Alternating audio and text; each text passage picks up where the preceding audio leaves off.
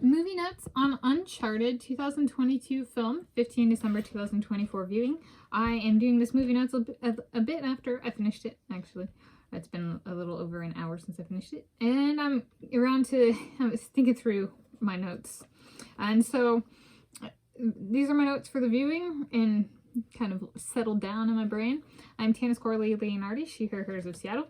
And for this viewing, the description I came up with is the movie is an action-adventure fiction film about an attempt to find centuries-old treasure and dynamics between different groups pursuing the same treasure at the same time. And so it's a little bit different than, say, like a movie like, what was it, like 2004 film National Treasure, where there's kind of two parties that are going after the same treasure. And it's kind of known that they're like opposing parties. This is one where it's kind of like, but are they opposing us? Are they bad guys? There's a little bit of that dynamic, so it's not as clear cut as something like National Treasure. So there's like human kind of social dynamics that they have to work through as well. And the emphasis last time I included the wooden ships angle, and it really emphasizes these ships and there's cool ships, like ships being carried around by like aircraft and stuff.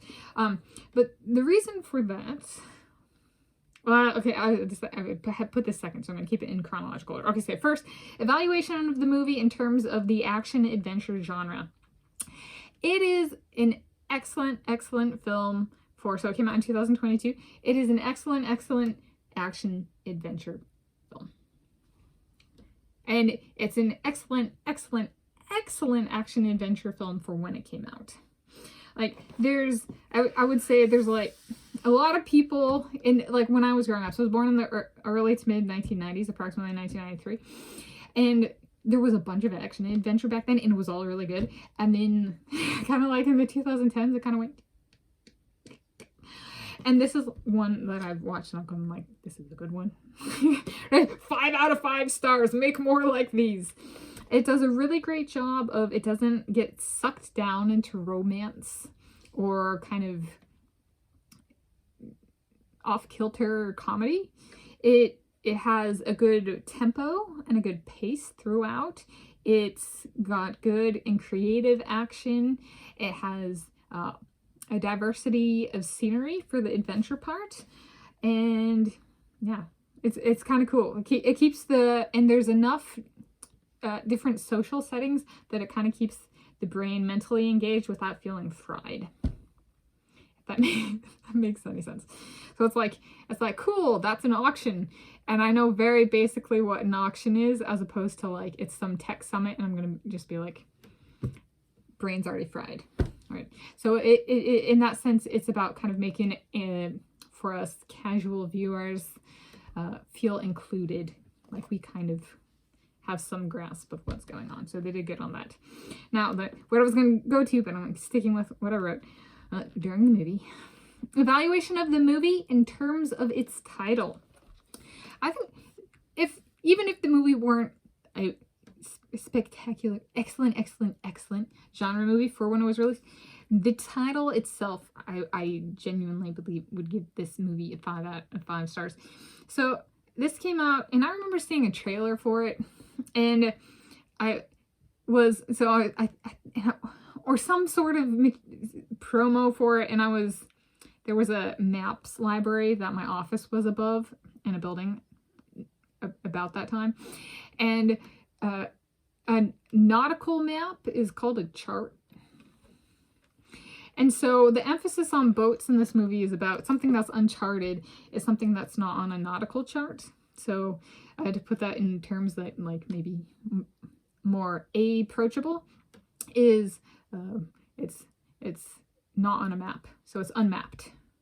And I think they did a great job of making that relevant for the boats, right? The treasure includes boats, so nautical terminology is relevant. However, they also did a good job of, we live in times where people overhype and kind of pounce and attack on everything new.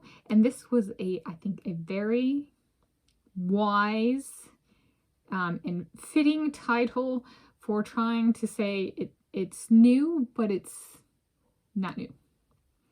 Right? It's a very technical term in that sense of referring to a nautical chart in Uncharted. It's not on that chart, right?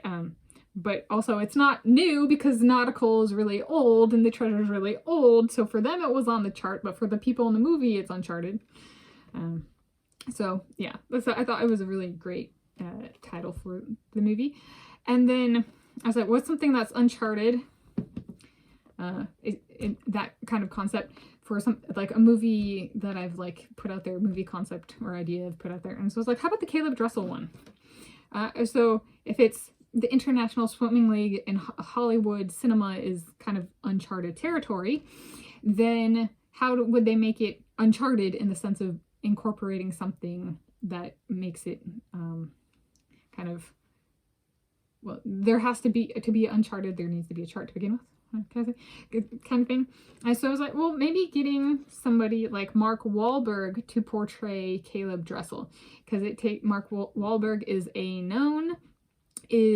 an approachable human being, and so it kind of takes this format, the International Swimming League, that might not be known to a lot of people, and makes it approachable, and with Mark Wahlberg while still retaining that uncharted nature.